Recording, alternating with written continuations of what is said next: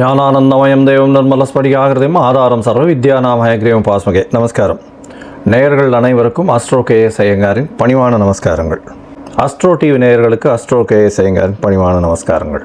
வார பலன் 19/2/2024 25/2/2024 வரை உண்டான வாரத்திற்கு என்னென்ன பலன் மேஷம் முதல் மீனம் வரை அப்படின்றத பார்ப்போம். முதல்ல இந்த வாரத்தினுடைய கோல்சாரம் என்ன, அதற்கு பிறகு இந்த வாரத்தில் வரும் விசேஷ நாட்கள் என்ன, இந்த வாரத்தில் இருக்கக்கூடிய சந்திராஷ்டம ராசிகள் என்னென்ன அப்படின்றத வரிசைப்படுத்தி பார்க்கலாம்.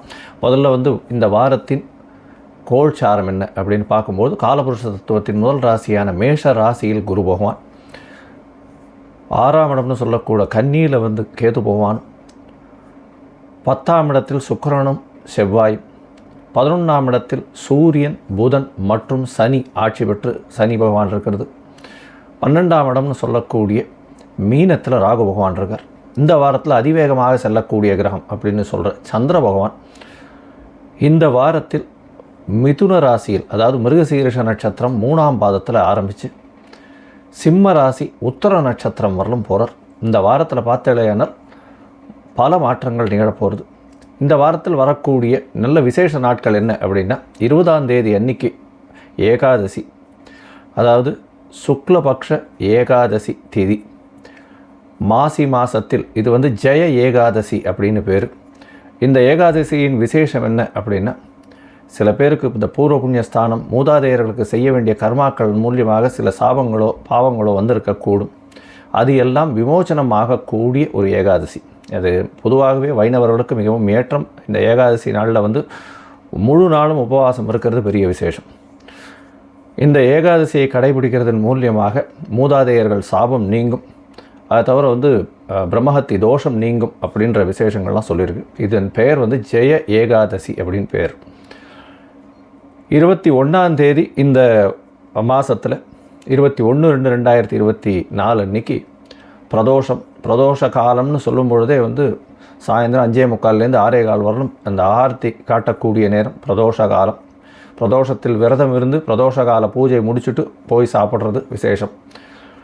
இந்த பிரதோஷத்துக்கு வேண்டின்னு பண்ணக்கூடிய காரியங்கள் அனைத்தும் வெற்றி பெறும் அப்படின்னு சொல்லக்கூடியது. சிவன் கோயில்கள் அனைத்திலும் பெரிய விசேஷமாக நடத்தக்கூடிய ஒரு விஷயம் இந்த பிரதோஷ காலம். இந்த வாரத்தில் பார்த்தேன்னா மாசி பௌர்ணமி நாள், அது மாசி மகம் வருது. இது 24ஆம் தேதி மாசி மகம் இந்த மாதம் வரக்கூடியது. பௌர்ணமி யோகம் அப்படின்றது எந்த ஜாதகத்திலுமே ரொம்ப விசேஷமான ஒரு விஷயம்.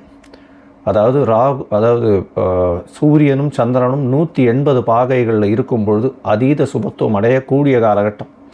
இந்த காலகட்டத்தில் பிறக்கக்கூடிய குழந்தைகள் ஒரு பெரிய ஏற்றத்தில் இருக்கும். அவர்கள் குடும்பத்திலேயே ஒரு பெரிய ஏற்றத்தை கொடுக்கக்கூடிய ஏதாவது ஒரு பெரிய விஷயம், எந்த ஒரு விஷயத்திலையும் விற்பனராக வரக்கூடிய வாய்ப்புகள் மிகவும் அதிகம். பௌர்ணமி யோகத்தை பொறுத்தவரைக்கும் பெரிய ஏற்றமான விஷயங்களை சொல்லக்கூடியது, அதீத சுபத்துவம் அடையக்கூடியது. சந்திர பகவான் அதன் மூலியமாக நல்ல ஒரு ஏற்றம் கிடைக்கும். அதிக ஒளி கிடைக்கிறதுனால நல்ல ஒரு ஏற்றம் கிடைக்கும். அவர் இருக்கும் இடத்தை வைத்து பெரிய ஏற்றம், அதாவது பிறந்தக்கூடிய குழந்தையின் லக்னத்திலிருந்து அவர் இருக்கக்கூடிய இடம் பெரிய ஏற்றத்தை கொடுக்கக்கூடியதாக இருக்கும். பொதுவாகவே இந்த மாசி மகம் அப்படின்றது ரொம்ப பெரிய விசேஷம். மாசி மாதத்தில் வரக்கூடிய மகா நட்சத்திரம் குரு பகவானும் சேர்ந்திருந்தால் மகாமகம்னு சொல்லக்கூடியது 12 வருஷத்துக்கு ஒரு தரம் வர்றது. இப்போ மாசி மகம், ஏன்னா மாசி மாதம்னு சொல்லும் பொழுது கும்ப மாதத்துக்கு கும்பத்துக்கு சம சப்தமத்தில் சந்திர பகவான் வரார். மக நட்சத்திரத்தில் வரும்போது இந்த மாசி மக பௌர்ணமி வருது. இது ஒரு பெரிய விசேஷமான நாள். இந்த வாரத்தில் பார்த்தேனால் எந்தெந்த ராசிக்காரர்களுக்கு சந்திராஷ்டமம்னு பார்த்தோமே ஆனால், விருச்சிகம், தனுசு மற்றும் மகரம், இந்த 3 ராசிக்காரர்களுக்கு சந்திராஷ்டம காலம். சந்திராஷ்டம காலம்னா உங்களுடைய பிறந்த ராசியிலிருந்து 8ஆம் இடத்தில் சந்திர பகவான் மறையும் பொழுது சந்திராஷ்டம காலம்ன்றது சொல்கிறோம். உடல் நலத்தில் சற்று தொய்வு ஏற்படும், மனக்கலக்கங்கள் வரும், ஸ்ட்ரெஸ்ஸு கொஞ்சம் அதிகமாக இருக்கும். ஏன்னா சந்திர பகவான் மதிகாரகன். அவர் மறைந்து இருக்கக்கூடிய காலகட்டத்தில் மயங்கக்கூடுன்றதுனால புதிய முயற்சிகள் வேண்டாம், வெளியூர் வெளிமாநில பிரயாணங்கள் வேண்டாம்னு சொல்கிறோம்.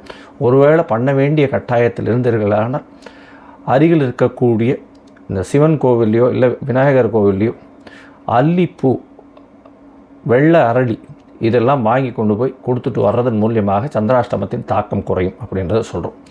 சரி, இந்த வாரம் மேஷம் முதல் மீனம் வரை எப்படி இருக்குது அப்படின்றத பார்ப்போம். அதாவது 19/2/2024 25/2/2024 வரை உண்டான காலத்தில்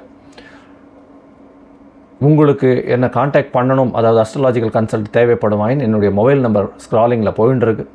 உங்களுக்கு வேணும்னா எனக்கு ஃபோன் பண்ணுங்க, உங்களுக்கு அப்பாயின்மெண்ட் தரேன். உங்களுடைய date, time, place of birth அனுப்பிச்சிங்கன்னா லக்ன சந்தி, ராசி சந்தி இல்லைன்னா பாத சந்தி ஏதாவது இருக்கான்றதை பார்த்துட்டு உங்களுடைய தசா புக்தி அந்தரம் சூக்ஷ்மம் இதை பார்த்துட்டு அதற்கு பிறகு இன்றைய கோல்சார பிரகாரம் உங்களுடைய பிரச்சனைகள் என்ன, அதற்குண்டான தீர்வு என்ன, எளிய பரிகாரங்கள் என்ன செய்யலாம் அப்படின்றத பற்றி நான் விரிவாக உங்களுக்கு சொல்கிறேன். அதுக்குண்டான கட்டணம் என்னன்றதையும் அதில் சொல்கிறேன்.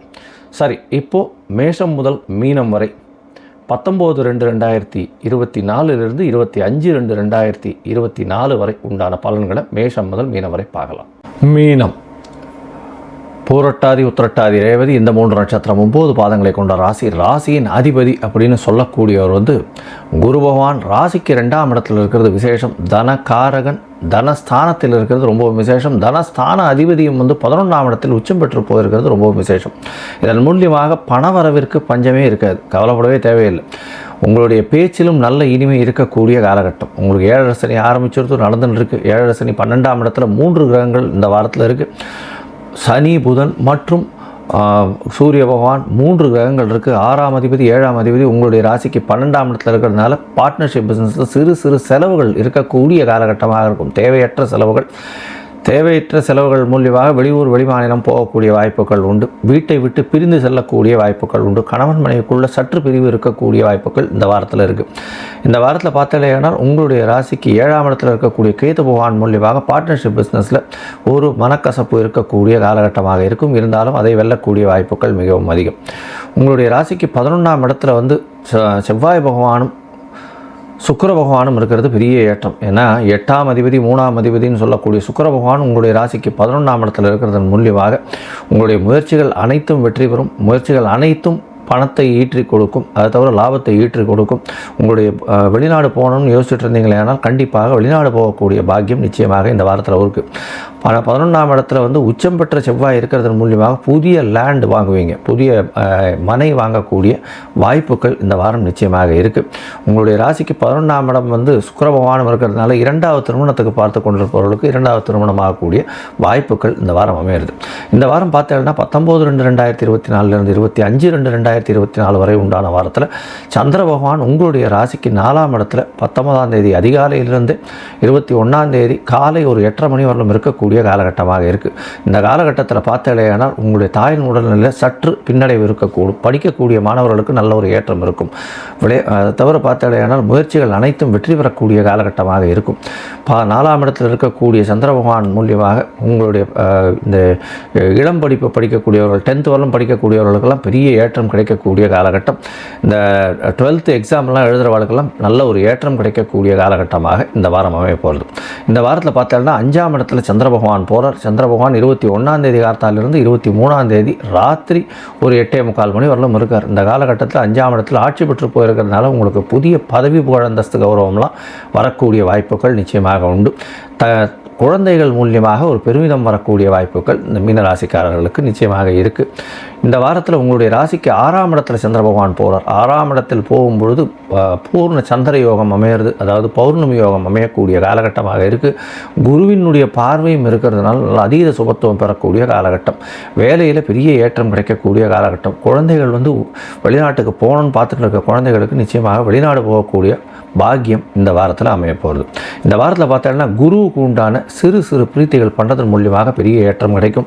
குருவுக்கு உண்டான பழங்கள் அப்படின்னு சொல்லக்கூடியது இந்த அன்னாசி பழம், அதை தவிர எலுமிச்சம்பழம், அதை தவிர இந்த மூக்கு கடலை, அதாவது கொண்ட கடலைன்னு சொல்லுவாங்க, அந்த மூக்கு கடலையில் சுண்டல் கொடுக்கறது, இதெல்லாம் பண்ணக்கூடிய மூலியமாக அருகில் இருக்கக்கூடிய விநாயகர் கோயிலுக்கோ இல்லைன்னா ஆஞ்சநேயர் கோயிலில் போய் கொடுத்துட்டு வர்றதன் மூலியமாக நல்ல ஒரு ஏற்றம் கிடைக்கக்கூடிய காலகட்டம். இதை தவிர பார்த்தேனால் உங்களுடைய ராசிக்கு குரு பகவானுக்கு உண்டான மரம்னு சொல்லக்கூடியது அரச மரம். இந்த அரச மரத்தை ஒரு 3 தரமாவது சுற்றிட்டு வர்றதன் மூலியமாக எல்லா விதமான ஏற்றங்களும் உங்களுக்கு இந்த வாரத்தில் கிடைக்கக்கூடும் அப்படின்றத சொல்கிறேன்.